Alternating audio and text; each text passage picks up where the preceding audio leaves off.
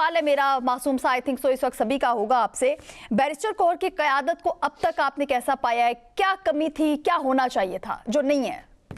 आकाशा, सबसे पहले तो आपका बहुत शुक्रिया। आप अगर बैरिस्टर गौहर के साथ पर्ची चेयरमैन लगा लेते हैं तो वो उस हद तक ठीक था कि वो सिर्फ एक पर्ची के जरिए या इमरान खान के नामजद करना है, और उसके लिए चेयरमैन का जो इलेक्शन हुआ जिसको इलेक्शन कमीशन की जानिब से नहीं माना गया, लेकिन पीटीआई के इस वक्त वो चेयरमैन है।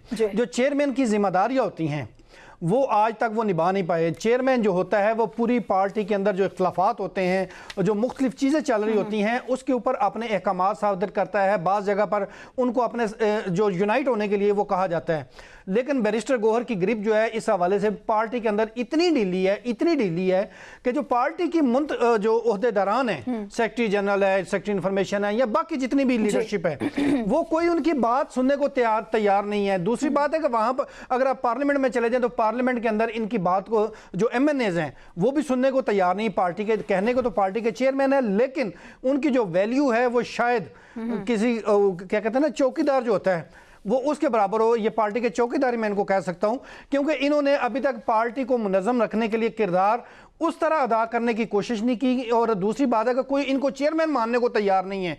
इधर सलमान अकरम राजा साहब हैं जी, वो ऑल इन ऑल हैं, अपने आप को समझते हैं वो, और उनका जो उनका बरास्ता जिस रास्ते से वो पीटीआई में आए हुए हैं और जिस रास्ते से उनको सारे इख्तियारात मिले वो हैं इमरान खान की फैमिली, अलीमा खान और उनकी जो बहनें हैं, उसके ज़रिए उनको उनमें भी अब इख्तिलाफ नज़र आता है। उनमें इख्तिलाफ की वजूहात जो है वो भी बयान करूँगा।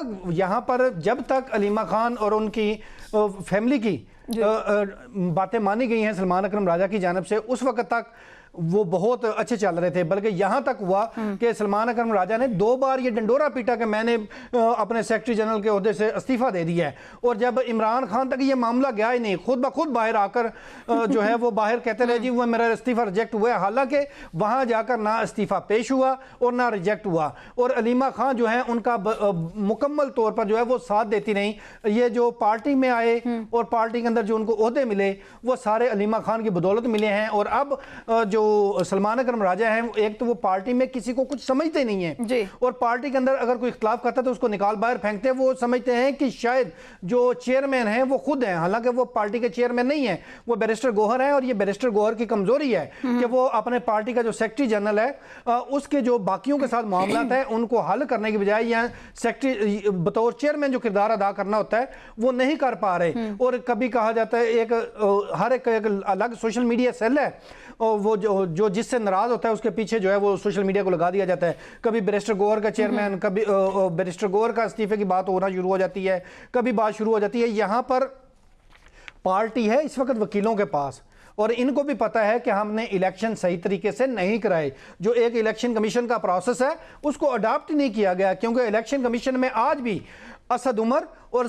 जो सैफुल्लाह नियाजी हैं उन्होंने करस्पॉन्डेंस करनी है इलेक्शन कमीशन के साथ इलेक्शन के लिए, जो इन्होंने नहीं की। इन्होंने नए लोगों को लाकर वो कोशिश की, और वो जो पार्टी का पिछला आइन होता है उसी के तहत उसको आगे लेकर चलना होता है। लेकिन ये कोई ऐसा मामला नहीं हुआ। इलेक्शन कमीशन को जो बताने का रास्ता या करस्पॉन्डेंस या जो भी इंफॉर्मेशन देनी थी वो सैफुल्लाह नियाजी जो है वो दे सकते थे, आज भी पीटीआई के साथ हैं, लेकिन उनसे ये काम नहीं लिया जाता। एक नाराज़गी में जो उन्होंने एक बयान दिया था 9 मई की जो मजम्मत की थी, उस वजह से पार्टी के लोग उनसे नाराज़ हैं और उनसे वो खिदमात नहीं ली गई। हालांकि ये कानूनी तरीका हो सकता है। ये कवानीन के माहिर ये खुद कवानीन की धज्जियाँ उड़ा रहे हैं, और ये खुद चाहते थे कि ये पार्टी जो है वो इसी तरह जो है वो लंगड़ी लूली होकर चलती रहे, और उनकी दुकान जो है वो चमकी हुई है। अभी भी